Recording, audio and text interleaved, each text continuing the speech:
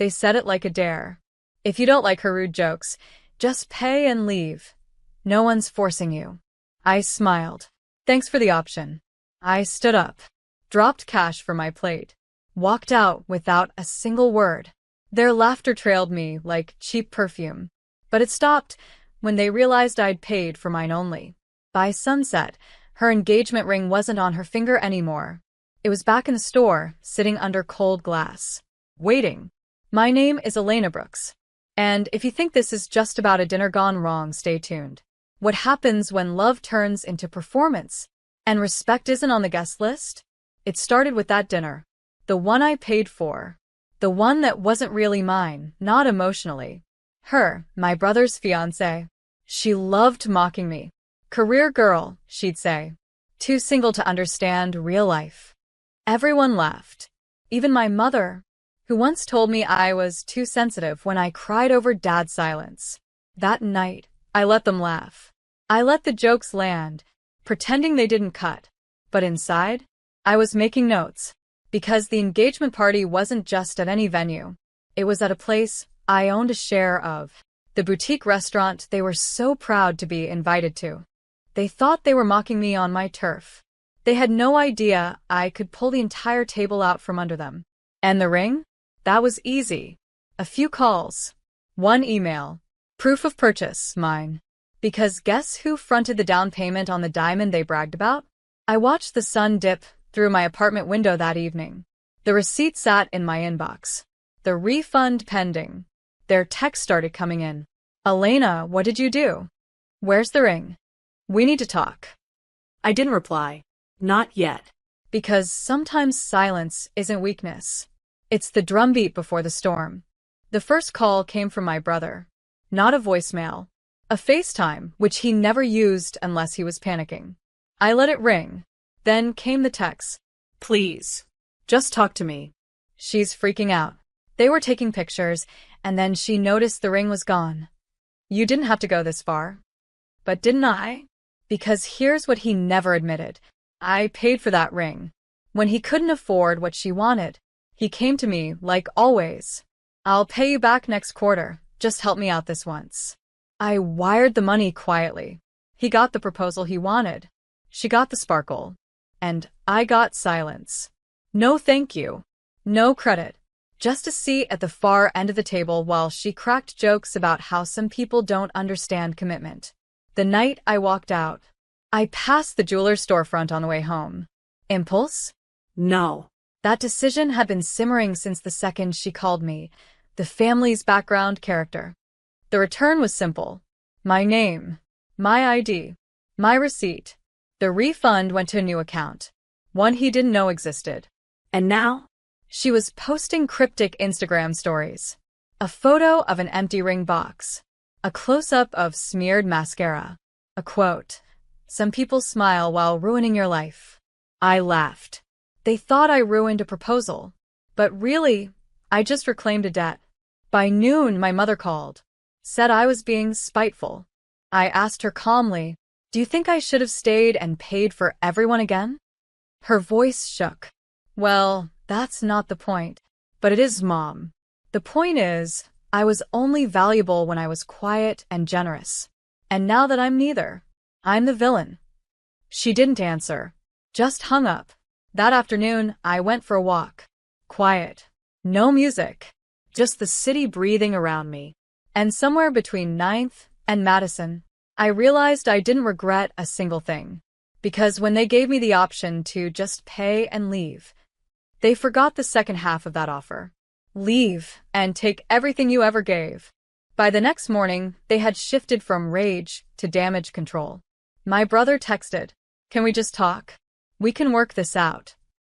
And her? She posted a new story, a close-up of her bare hand with a caption. Some women lose rings. Others lose self-respect. Followed by a playlist called Betrayal Broken Heart. It would have been funny if it weren't so painfully performative. But I stayed silent. No clarifications. No apologies. Just watched the show unfold from a front row seat I never asked for. Later that day, the restaurant manager called me, the one who runs the venue where their engagement dinner was held. Hi, Elena, he said carefully. We just got a panicked call from your mother. She said there might be some mistake in the booking. I leaned back in my chair. No mistake, I said. The event went exactly as planned. Pause. He cleared his throat.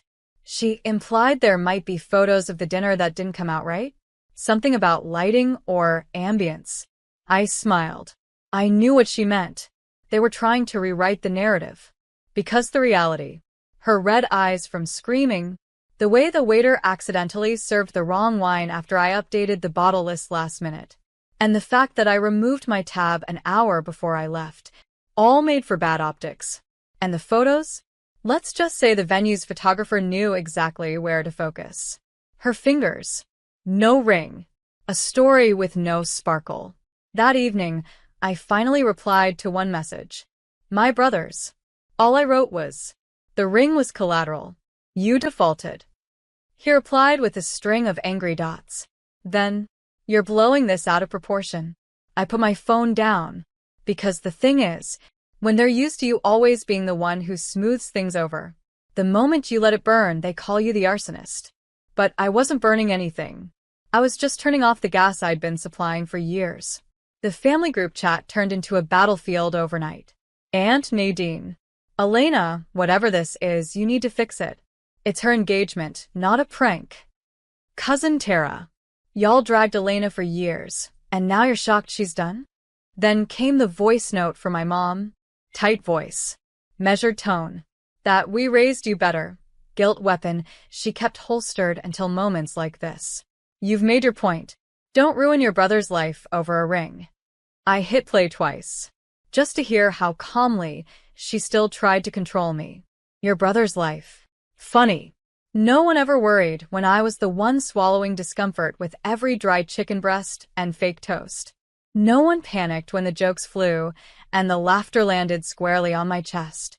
She could insult my clothes, mock my single status, undercut my career like it was a side quest, and everyone else just giggled. Even when I excused myself to the bathroom that night, not because I had to go, but because I was choking on invisible dust. Not one person checked. But now I was ruining lives? I left my apartment and walked into the jewelry store again. The man behind the counter looked up, already recognizing me.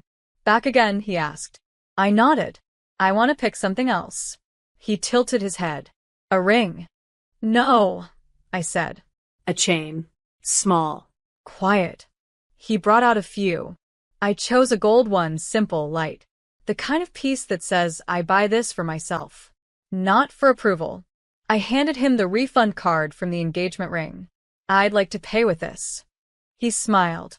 Cold. I shrugged. No. Correct. That evening, I wore the chain and went to a local poetry reading. Alone. Hair tied back. Piece stitched into every step I took. And when my phone buzzed with another call from my brother, I turned it off. Because they taught me how to pay. Now they were learning how I leave. They tried to salvage the story. She posted a photo, hand turned just enough to hide the missing ring, captioned, It's not about the diamond. It's about the love. But her face? Tight smile. Eyes that didn't shine. Then came the blog post from her best friend. Yes, a blog post. What happens when a jealous sibling sabotages your future? It was cute, really. A fictional retelling of the dinner, dressed in soft lighting and emotional manipulation. She wrote that I'd stormed out screaming, that I'd thrown a napkin, that I'd been bitter ever since they got engaged. All while completely ignoring the one fact that unraveled it all. The ring wasn't hers. And worse, they knew it. Every last one of them. But rewriting history was easier than facing the mirror. So, I wrote my own version. Not on a blog. Not in a group chat. I sent a simple email to her brand's business sponsor, the one whose logo sat proudly under all her candle packaging. Subject line. Financial disclosure discrepancy. Former funder speaking. I attached the invoice.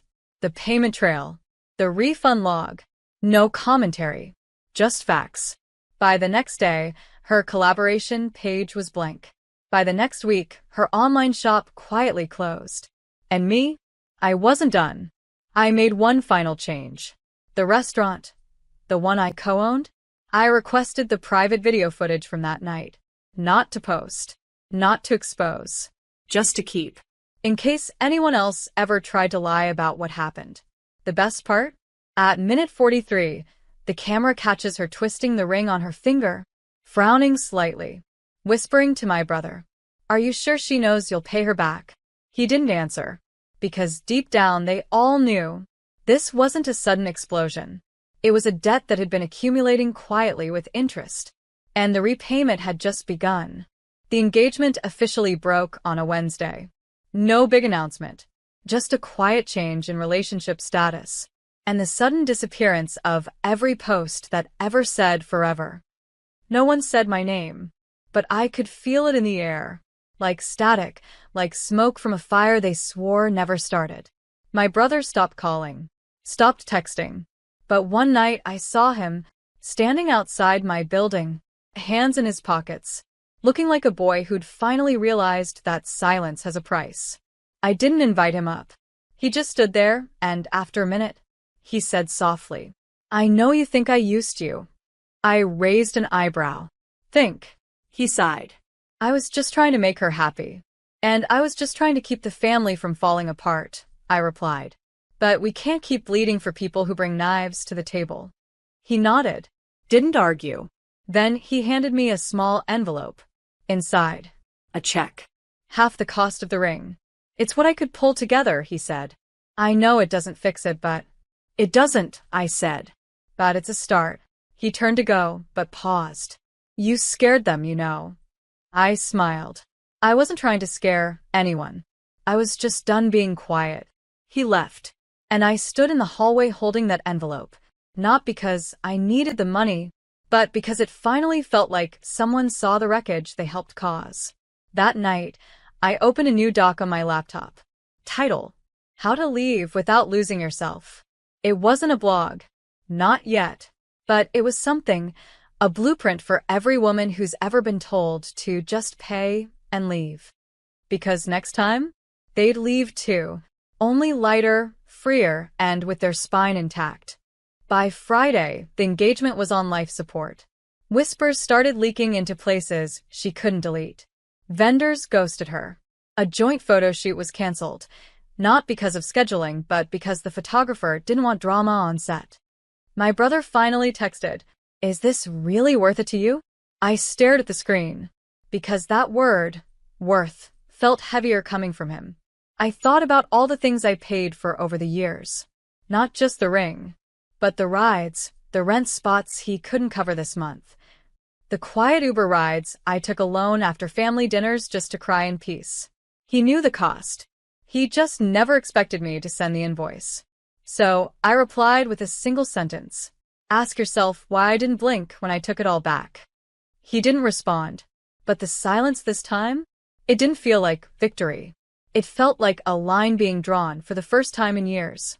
That night I went out, not to distract myself, to celebrate. A gallery opening. My friend had a piece on display, a single portrait titled The Uninvited. It showed a woman at a long table. Empty plate, full glass, eyes that saw everything. I stood in front of it for a while. She looked like me. Not in the literal sense, but in the way she existed. Present but erased. Generous, but excluded. Until she stood. Until she left. And took everything with her. At the end of the event, the artist hugged me. "I didn't say your name, but you were the inspiration," she whispered. And I knew. For once, I wasn't background. I was the story. I walked home, heels clicking on wet pavement, necklight catching the chain I bought with the refund. Not loud. Not flashy. Just mine. I mailed the check to my savings account. Not to touch it. To remember. Because every time I'd emptied my pockets for family, they told me it was love. And every time I asked for respect in return, they told me I was being dramatic. But now? The silence didn't hurt. It healed. Weeks passed. Her candle business never reopened. My mother unfollowed me on everything. Dad sent one-word texts. "Okay, fine, heard." And my brother faded. But none of it felt like a loss. Because I had finally stopped asking to be included in rooms I paid for but wasn't welcome in. One afternoon, I went back to the gallery. The portrait the uninvited had sold. To someone in London, apparently. The artist smiled at me. She saw herself in it, she said. I nodded. So did I. She paused. You were always in the frame. They just cropped you out. That night, I lit one of my own candles. Not branded. No influencer packaging.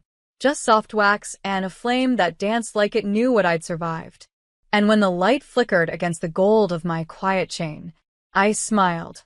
Not because I won. Not because they lost.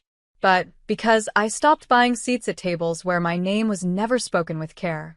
Sometimes the best kind of revenge is peace that no one can borrow.